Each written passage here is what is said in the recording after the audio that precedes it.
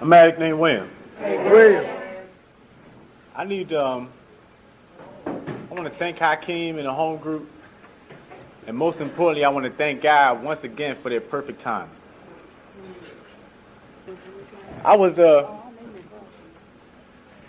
know, something happens, something happens when we talking about faith in the midst of the storm, and being an addict who has a lot of clean experience with being in storms. One thing I got in touch with was it was a prayer that I had made to God in the midst of what I thought was my worst chaos and drama. And I remember saying to God, God, I said, you get me out of this one, right? If you get me out of this one, I will be obedient and I will do whatever it is that you say that you want me to do. And I remember that the evidence happened and the pain started to subside. Now what's happening is that, like, a lot of times now after you asking for something, and after he give it to you, and then he put you in position again, what it is to not just say, thank you, God, and say, well, I'm grateful I have a higher power, but when he put you in a position where you can take an opportunity to praise him in front of the group, how you want to back off. Because, see, something happens in this fellowship, because what's going on is that our message is getting clear and pure now. And because the message is getting pure and clear now, it's frightening a lot of people who are not willing to make the kind of investment that it takes to stay here. And when I'm getting in touch with, look, we talking about faith in the midst of, look, let's talk about faith for a minute. I understand that when I got here, I didn't believe I had faith in anything, and all I had was a little piece of hope. The hope that I had was that you told me that if I stopped using, continued to come back, that it would somehow sooner or later get better, and that I would receive some type of freedom. What? Freedom from active addiction. When I arrived here, I was okay with that. That's all I really wanted. And what happened was something happened, and I experienced this like the rest of us, where when you get here and after you've been here for a while, something happens and you find yourself being confronted again by that same joker you was out there using without the drug. Now after you get to that point, and you start realizing that even though you're showing up in meetings, and even though you feel like because you got a certain amount of clean time, that you should be respected just based on that evidence, and that something happens is that people start looking at you differently, and people start talking about you in the restroom because you a slimy joker, and you ain't got no better, and you can't even live up to your own expectations, let alone theirs, and now everybody starts looking at you differently. And something happens and says, I don't know about you, and you can keep kicking about you don't care what other people think about you, and it don't matter to you if people talk about you and whether they like you or love you or not, but it matters.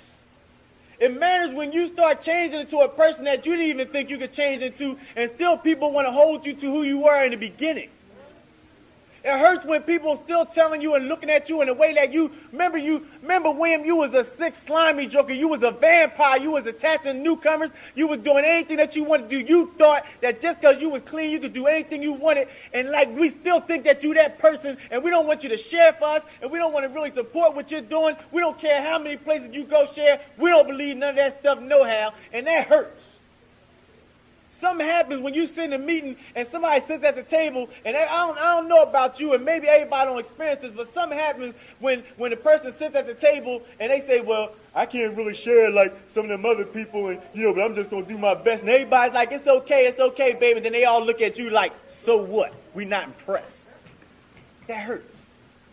It hurts when you finally get in touch with that God bless you to do something in this fellowship, and then you get punished for doing just what it is that God gave you to do. So now there's a lot of storms and stuff that we can kick it with. And what I got in touch with early on was I was a person like many of us who only thing that I believed in, the only faith I had was that I believed what I could see. I came from the seeing is believing. That's what I came from. You know what I mean? Faith is about turning seeing is believing into believing is seeing. Faith is about, it comes to a point where you have to believe in something that you can't see, and you have to come to believe in something even when you have no physical evidence that it's going to happen for you. You have to know that it's going to happen for you, because you have to know that the God that is so powerful that brought you in these rooms and that continues to hold you in his bosom throughout all the drama and chaos that you did using and clean, that when you get into something today, it's going to be all right. So we talking about some stuff.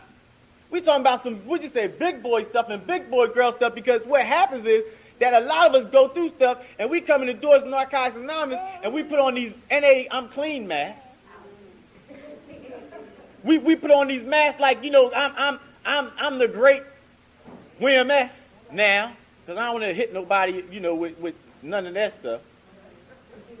And what happens is, because we become to develop these what we call self-imposed reputations, that we lose the ability to come in a meeting and talk about where we're at, because we're afraid that if we share where we're really at and what we're really going through, that you're going to look at us as being somebody who should be beyond that.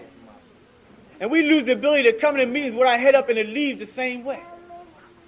So it's a lot of stuff that could go on. We the storms is broad. I don't know. I happen to be sitting here with somebody, and we probably both believe that the only qualification it takes for sitting at this table is just go through some stuff and don't use.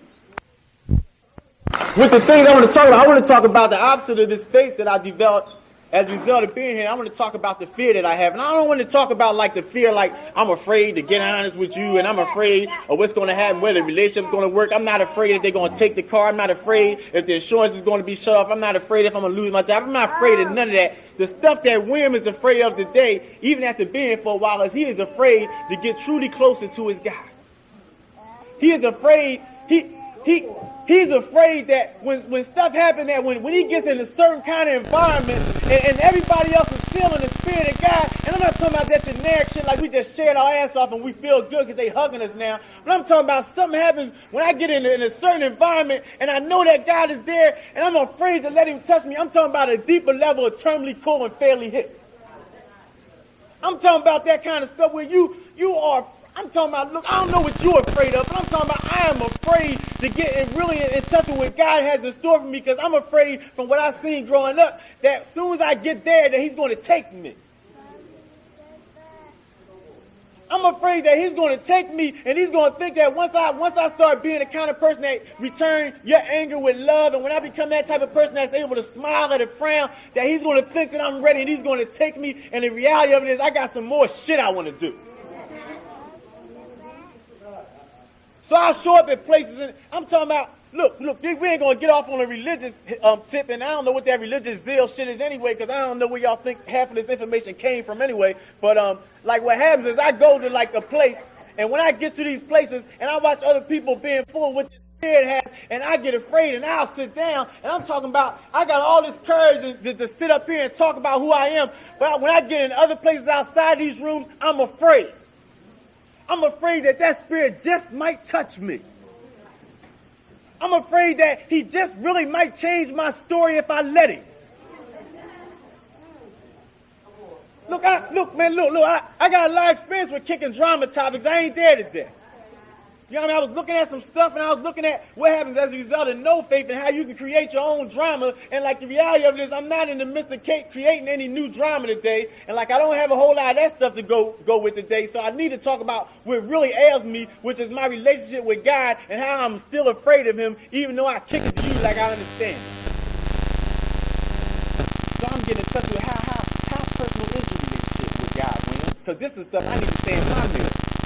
So I had to go back to some evidence, some step work evidence, and what happened was, my process was, in my fifth step, I followed the direction of the literature, and it said go to God, self, and then another human being. I ain't just like write a fourth step and then go kick it with somebody, or maybe some deaf, dumb, and blind person in a hospital who I didn't know, because we can do that shit if we want to. But what I did was, look, man, we got all kinds of stories in here. Listen to the stories since we've been here. So I got on my knees in front of a mirror, and I got butt naked in front of the God of my understanding, because I had to begin a process of becoming all right with what he gave me. I had to become all right, begin the process of developing a new relationship, the most important relationship I'm going to ever have in my life with a God, and accept what it is that he gave me. So I had to get butt naked in front of a mirror, get on my knees, and give my fourth step to myself and to my God, and something happened that day. No, I'm not talking about like, I started feeling him then. I started feeling him, and there was nobody in the room, and it wasn't like stuff started moving or whatever, and nothing floated, and I still don't have the ability to levitate podiums and shit. But I'm saying like the candle light didn't start blowing. I felt him. And when I started feeling him, something happened, because for the first time I felt that everything that I had been through, that it was finally going to be all right. I don't know if you understand about the feeling that you get when you finally believe in your heart, when you no longer can see it and you're no longer looking for the second step evidence, because I understand that the second step is designed to create a dependency on each other in this fellowship. But after you get past the second step, you have to start being able to find your own evidence. And when you find that evidence, can you accept it? So I'm moving on. I'm getting this relationship with God, and I'm telling you, it's getting scary now. And people are being removed, and people are being put in my life for one part of my recovery, being taken and being brought back, and all these things are going on in my life. But like this day, I was by myself, and I felt him, and it scared me. It scared me. I'm all consumed with commitments I'm going to get, Kenny. Why do I always get sharing clean and living dirty? Why they got to give me that? I don't want to share on transferring obsessions no damn more. I want to talk about some stuff, but the reality of it was, Wynn was traveling to talk about himself, and the reality of it is the topics he got was the topics he was living. I'm talking about evidence. See, before you can be transformed into the person that God wants you to be, you first have to face what it is that you are. You first have to get in touch with who you are in the here and now. Don't come in here and listen to us for a while and then raise your hand and share this good old Gucci shit about how better you got, because the reality of it is you're going to be sick a long time now. You better get real with who you are. Bring that sick, slimy ass person you really are to the table, because after that point you can get better with it. First, after you bring it, like T had said it earlier about like admitting and accepting, first you got to be accepting the fact of who you are. You got to start dealing with who you are now. Let's not even deal with the dream yet. We're not even dealing with the dream yet. We still stuck on hope. We still stuck on hope because you said it's going to get better, and all I can just say is, seeing is believing. See, I'm stuck on that. You know why I'm here? I'm going to tell you why I'm here. Something is going on in this fellowship, man. And what I got in touch with is that a lot of us won't talk about the things that'll make other people uncomfortable because we're afraid we won't get asked back. Now let's talk about it. Yeah, look, wait a minute. I'm talking about we'll sit up here and we'll share some shit. And we'll still leave here and be in just as much pain as we arrived in because we're afraid to talk about what really ails us and what's really going on in our lives. And don't you know that no matter how much time we got, we need you to see that we still go through shit? And why do we need you to see that? Because we need the people, our predecessors, to show us that.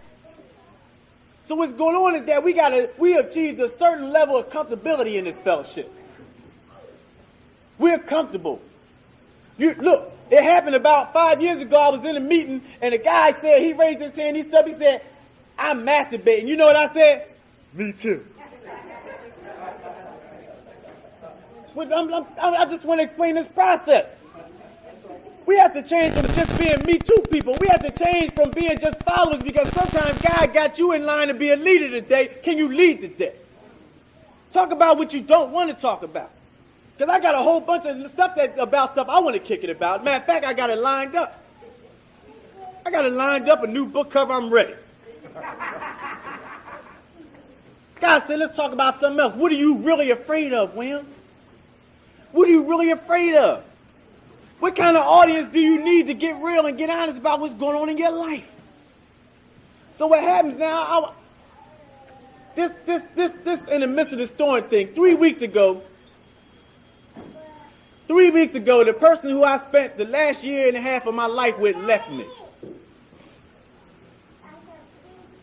And when she left, it was a side of me that felt relief because of the pressure of my peers. Because a lot of my friends were telling me, let her go, kick her to the curb, let her leave. No, I'm talking about, my peers. You. Because I hang out in NA. So, because we was doing a lot of stuff. I mean, we was going through stuff like stuff like New Year's Day in the police station and fighting and we live in a beautiful neighborhood, man. And when the cops come, they coming for us. Like that kind of shit. So when she left, a lot of people was like, man, it's about time. But let me tell you how I felt. I was hurt. I missed her. Do you know that before you decide what is good or bad for an individual, you need to learn something about relationships. Any relationship that you can go into and come out of a better person than you were before you entered it was a good relationship for you. Stop trying to tell people who should and shouldn't be in their life. Half the people that came in my life during the course of my recovery didn't mean a damn thing to me. I didn't do no growing, obviously, because it took her to come in my life for me to finally face who I was. Even after having 5 years clean, I just started accepting that all my life I was a cheater, a liar, a no good, somebody that just came in people's life, did damage and ran. I'm talking about when I came into this person's life, I did the same thing I always do. But guess what? What used to be the end of all the rest of the relationships was the beginning of this one. That was just the beginning. Because for something happened I didn't ask for when I got into a relationship. I didn't ask for integrity. I just wanted good coochie. Well, I mean, come on. I want somebody that'll do me real good when I want it. I mean, let's just get real. I want to live fantasies. Let's dress up.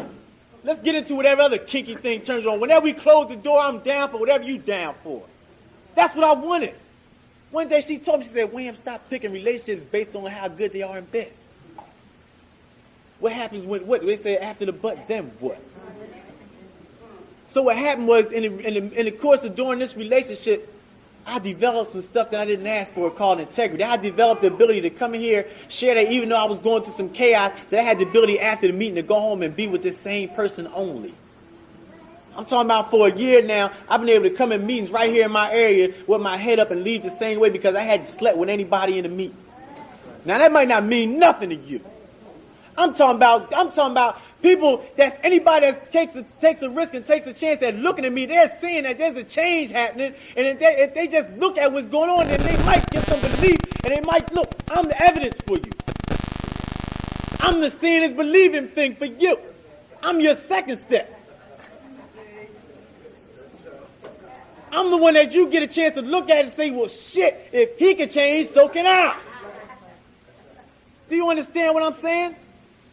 Because we need that. We need that. And we have to go from seeing is believing to believing and seeing. We have to come to me just like we seen that you people were staying clean so I can believe that I can stay clean. I have to see that you can have a behavior arrested and that I can do the same thing and stay clean. Now you can talk about me if you want, but 3 o'clock in the morning, I will answer your call. It's just that simple. Because when you really need help, it ain't going to be nobody you can go to but the one you talked about. That's going to be the one you get in the front row to listen to. The one you don't like. That's how it works. It's deep how that process. God set this thing up so sweet. He know we selfish people. He said, well, look, you can have all this recovery you want, but check it out the catch. You can only keep it if you give it away. That's the only reason we share. Because we think we want more. Selfish people. Come on, I ain't by myself.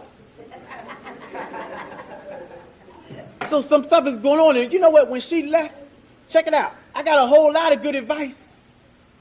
All the advice I got wasn't God-centered advice. And what happened was God placed somebody that had been in my life all the time in my life, and you know he told me some stuff? He said, don't just go out there and grab her back, William. He said, you know what? You seeing stuff through 12-step eyes. You see things a little differently than her. And you know us men, we think on the logic tip anyway. You know what I mean? Half of the problem we got in relationships with women because we don't understand. We see stuff logically, and they feel shit. If they feel it today, it's like it happened today. Even if it was 2 years ago. So I had to learn to understand who it was what I was dealing with. I had to understand that a lot of times when we went through chaos in my home, there was no more than my disease trying to get a 2-for-1 sale. You know, because it does that. He said, check it out, William. Don't go grab her back. What you say, don't be a knight in shining armor this time. How about you stay back and you allow her process, because even though you have evidence, you have to allow God to rescue her so he can be the evidence that she needs. No, not the fellowship rescuer. I had to allow God to step in and allow, you know what God did? He put her in a place where he allowed her to see herself. He allowed her to see herself so she could see that the behavior that she was going, that we was going through in our process, how ugly it really was when she could see it in someone else. Guess what? It worked. What happened was, even in the midst of all that drama, we called the troops in. I called my friends up. we went to a meeting. I went to do a meeting. I had like a carload. We had a couple carloads of us. And I told him, I said, you know what? When you see a bunch of us men coming in a meeting like this, one of us is going through something. We didn't call in the troops. I want all my old youth. I helped you. Damn it, it's time to help me.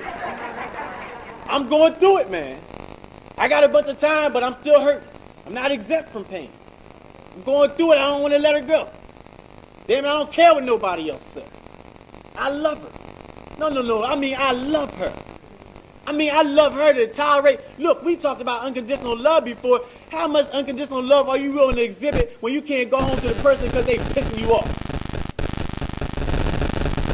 I go home to somebody that on any given day could flip the script on me just like that in a heartbeat. And you know what? I love her enough to go home anyway. I love her enough to stay with her even when half of y'all want to get away from me now. But I still love her. I'm talking about commitment. I'm talking about stuff we don't talk about out there when we use it. I'm talking about I use right out here on the street. They don't want to hear that. That's why the door's shut. Use right here on this road. Right here all up and down this damn street. But you know what? It's getting better. You know what happened? I want to put this in there. You know what happens, and the reason why they say that this fellowship is in danger of self-destruction from the inside? Because the step process gave us all a God of our own understanding, but we're not going into the traditions to get a God of our understanding. You understand that the only way we can stay together is to pray together? You remember that? So what happens is, check it out. We on the 90 and 90, Kenny. 90 prayers and 90 nights together.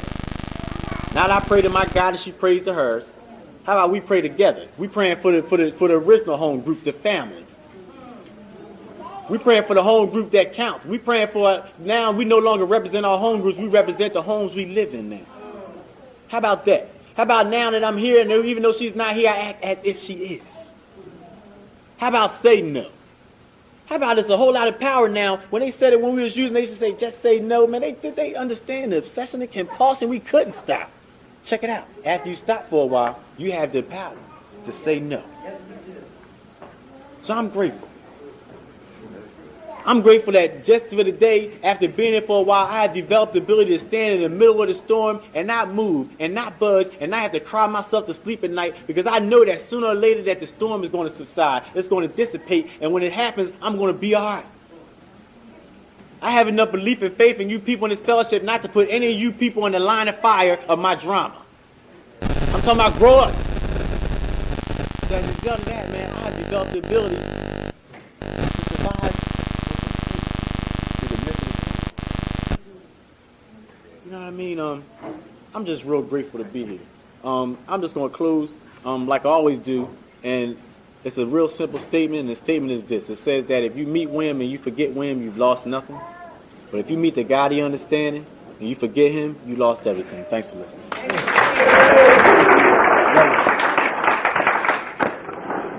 I'm an addict and my name is Winnie. Hey, Winnie. Through God's grace and mercy and the fellowship of Narcotics Anonymous, I'm clean today. I thank God for that and you people. I know today that Narcotics Anonymous can go on without me, but I can't go on without y'all. And I say that because I know I don't want to forget where I came from and how the blessings that have occurred in my life, how I have became of. You know, the topic of this meeting is faith in the midst of the storm. The name of this group, and I like to thank this group for giving me an opportunity to be a part of, is the Drug Stop Here group. And I just thank God today, like some situations occurring in my life, and this topic, and the name of the group, the Drug Stop Here, and faith in the midst of the storm, is a lot going on with me in that area. I thank God today that I know that I don't want to use under any and all circumstances. I know how I got here, and I know some things that allow me to know that I need to stay here. You know what I'm saying?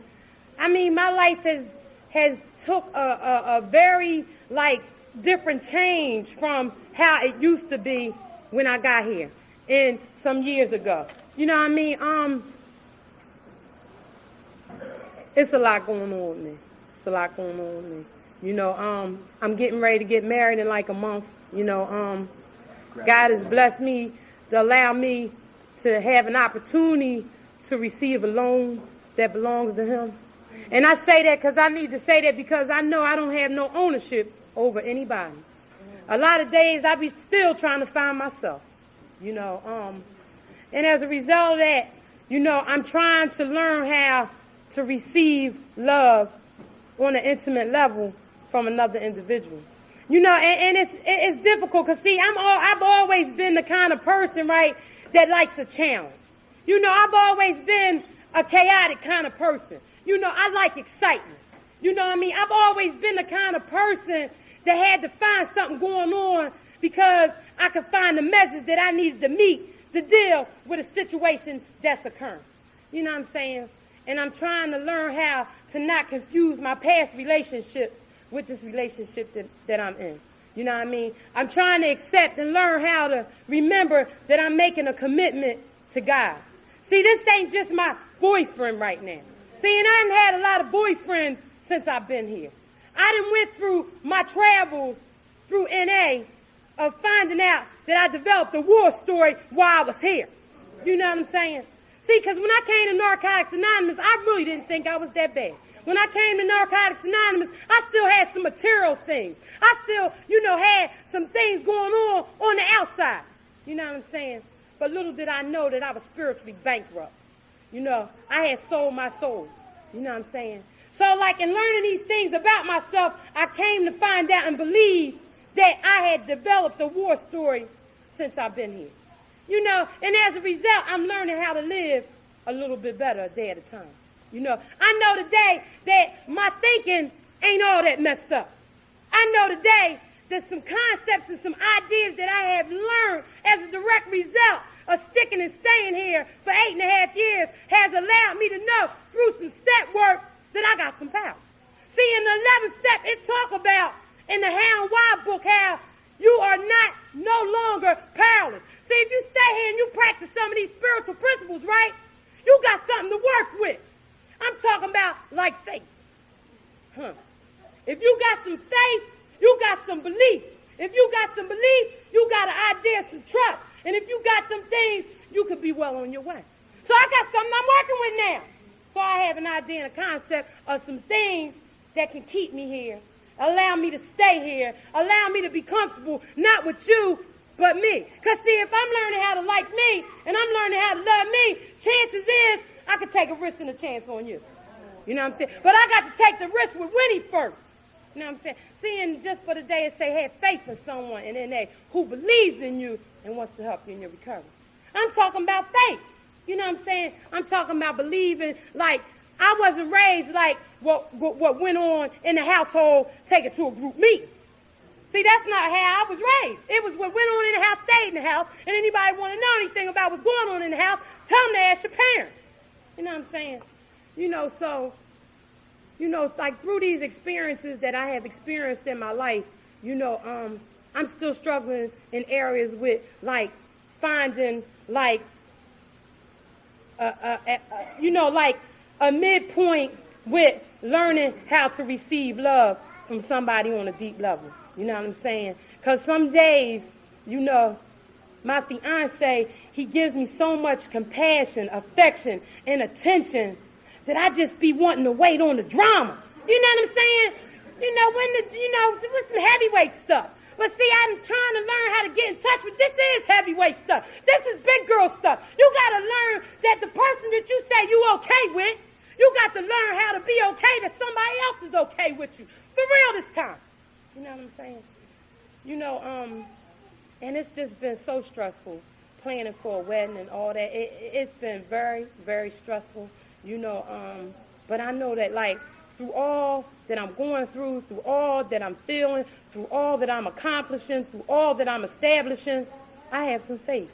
You know, I need to talk about, like, some where I'm at. You know, I have a son that's 3 years old, and I had this son while I was in recovery.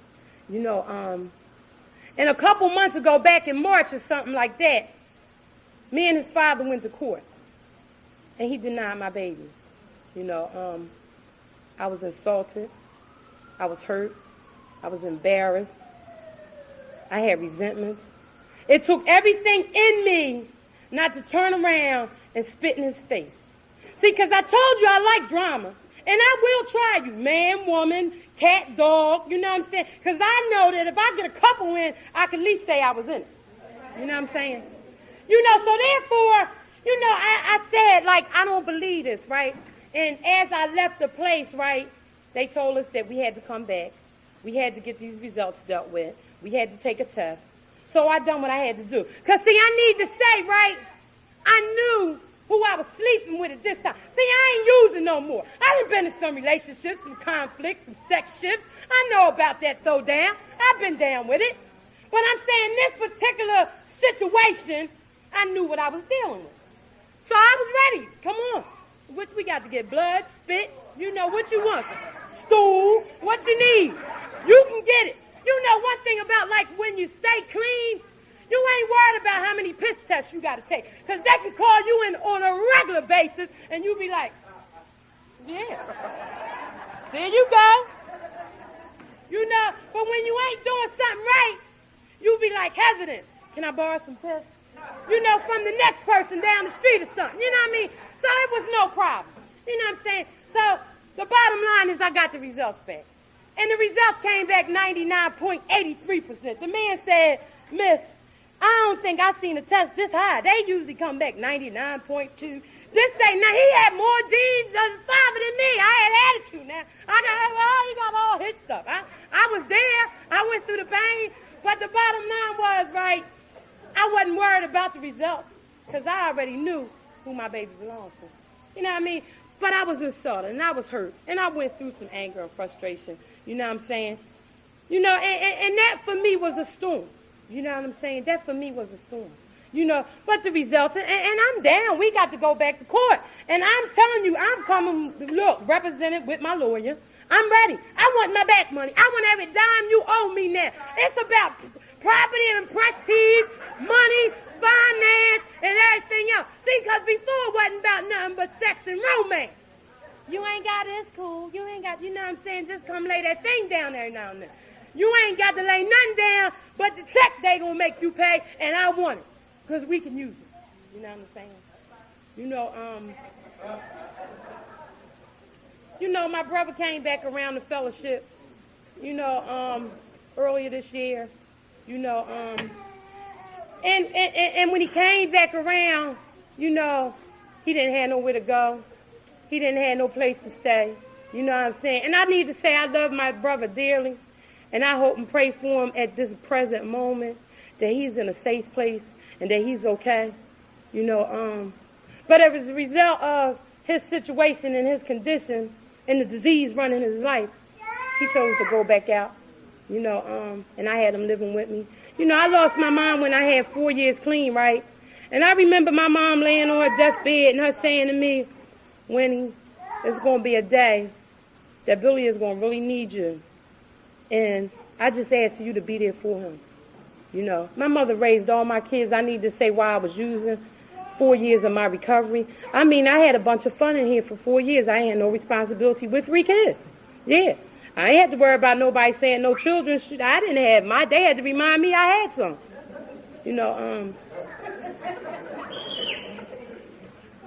And as a result, him using, he took some things and, he done some things, and I was real hurt, man, because, like, I seen my brother really doing something different this time. You know what I'm saying? I seen him, like, he made a 90 and 90.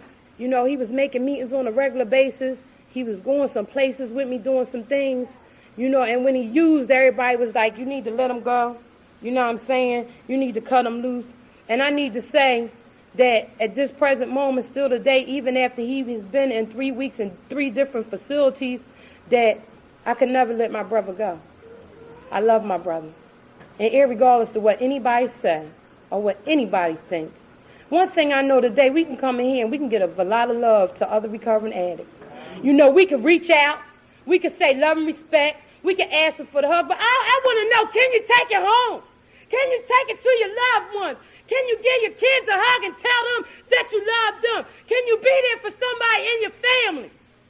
See, if you ain't got no experience on being able to do them kind of things, you need to suggest for somebody to get some experience from somebody who might got some. Because I'm talking about just a touchy situation. You're not going to be telling me fuck my brother.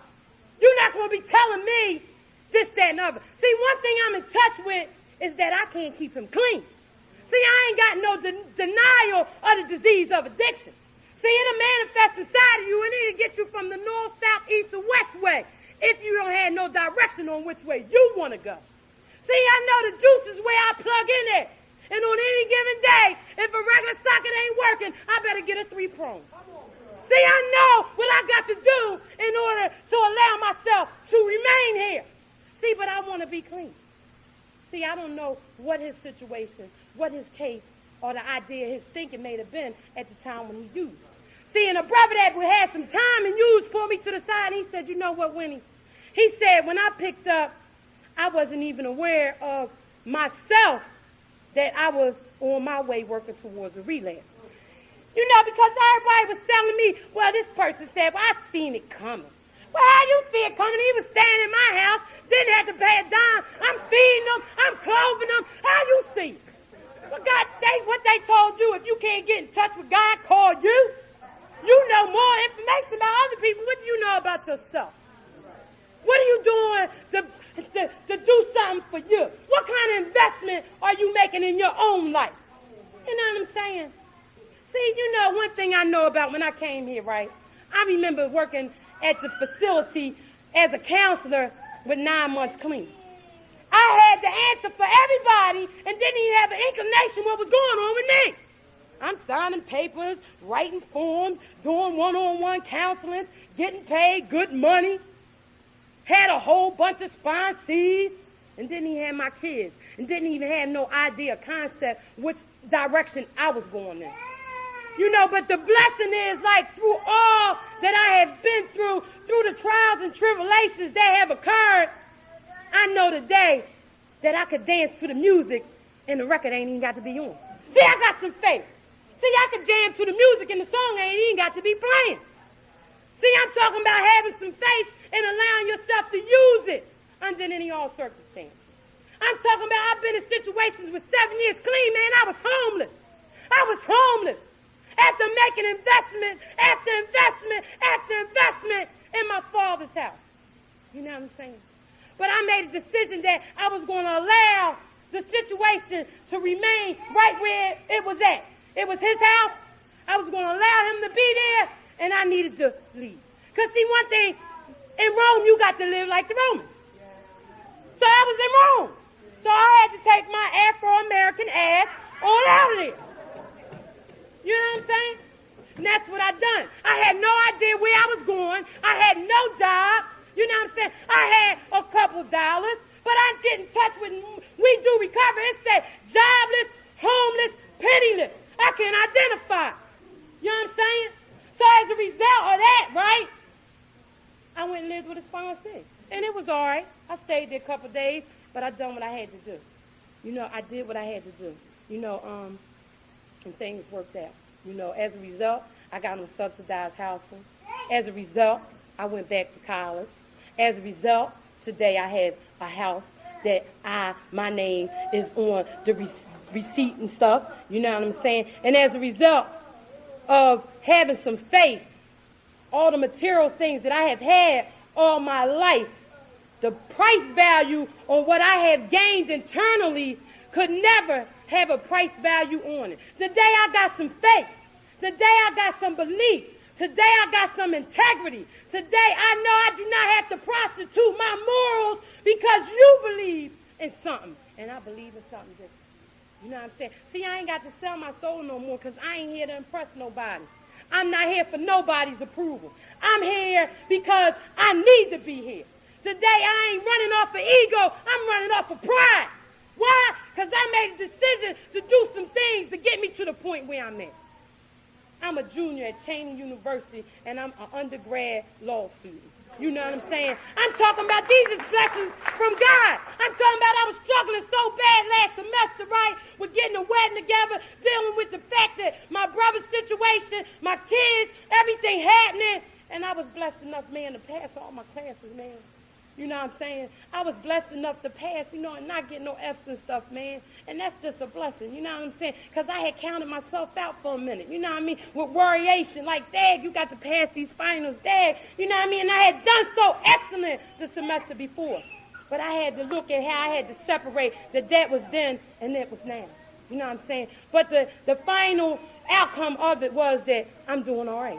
I'm in summer school. I'm trying to get up out of there, man. I'm doing whatever I got to do. And a lot of people say, you got too much happening. You're doing too much. Right now, I have the ambition to do this, and I need to continue to do it while I got it in me. You know what I'm saying? You're not going to tell me what I got in me, and I'm living with me. And I got a sponsor on top of that. You know what I'm saying? And I know where I get my direction from. I know that I have some support from, my sponsee family and my sponsor. They came down here to support me from Baltimore to, help me to go through the things that I'm going through. I know they love me, and I need to let y'all know that I love y'all as well.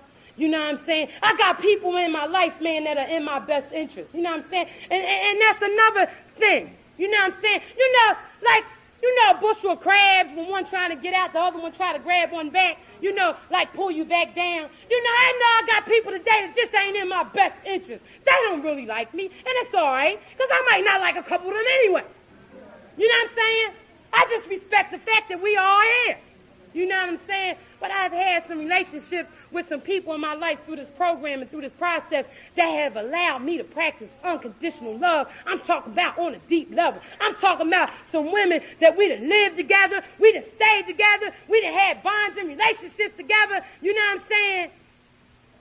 And situations occur, and situations happen, whether it was a man, whether it was some money, whatever it was, and it just didn't work out as it seemed to have been. Going on. You know what I'm saying? But in spite of all that, I still love those women. You know what I'm saying?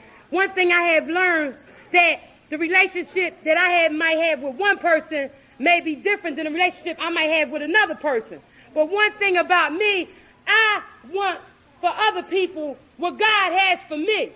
You know what I mean? And I know, one of the things that allow me to continue to go on through things that I go through is being able to be there for somebody else. And talk about that in the literature. Be able to be there for somebody else that's misfortunate than you. You know what I'm saying? How do you demonstrate it? You know what I mean? How do you take just an extra minute when you want to lay up or be with somebody and help somebody else? You know what I'm saying? How do you do that? How do you take on a whole bunch of people you're supposed to be sponsoring, but you just want to have an abundance of sponsees? You ain't really helping nobody. You know what I'm saying? How do you sponsor a whole bunch of women and you really ain't in their best interest? You know what I'm saying? One thing, sponsorship, they said, is a privilege, right? And I believe today that the relationships that I have with the women that I sponsor have been a privilege. It has been some situations with this wedding where I went through a big thing with some women that I sponsor, and they felt as though, well, this, that, and the other, and this, that, and the other, and they was saying this, that, and the other about me. Well, I'm getting new because I'm getting married, and I think this, that, and the other. Well, you ain't even gave me a chance to get new if you want to see new, okay? Because I know how to get brand new. It ain't no problem. You know what I'm saying? But I believe if we have a working relationship with communication and we being supportive to one another, because see, sometimes even though I sponsor you, I may need you to be there for me. You know what I'm saying? I don't got all the answers, man. But I know through all that has happened and occurred, through situations, trials and tribulations, man, in my life, I know that I have been blessed, man. I know that Narcotics Anonymous offers me one thing, and that's freedom from active addiction. Everything opposed to after that is a blessing from God. It's a reward. You know what I'm saying? And I know today, this day of May, that I have been blessed to be a part of something that's existing, that is visually, you can be, just look and see that something is working. You know what I'm saying? It's inevitable. You know what I'm saying? Man, I pray for my brother. You know what I'm saying? I pray that, God is just merciful enough that, just maybe one day that he'll make a decision to stay stopped. You know what I'm saying? The feeling that I feel in my heart and inside of me, man, for my brother is devastating. You know what I'm saying? Because I want for him what God has for me. And I know that Narcotics Anonymous work. I know any addict can lose the desire to use and live a new way of life. Never, ever, never, ever do we have to go back to the life that we was living. Not unless it's a choice that you just want to do it. You know what I'm saying? It's help here, man. If you're new, I just want to say welcome. If you old and been here, I want to say welcome. And I think everybody needs to take the opportunity to tell themselves, I made it. I'm an addict named Winnie. Thanks for listening.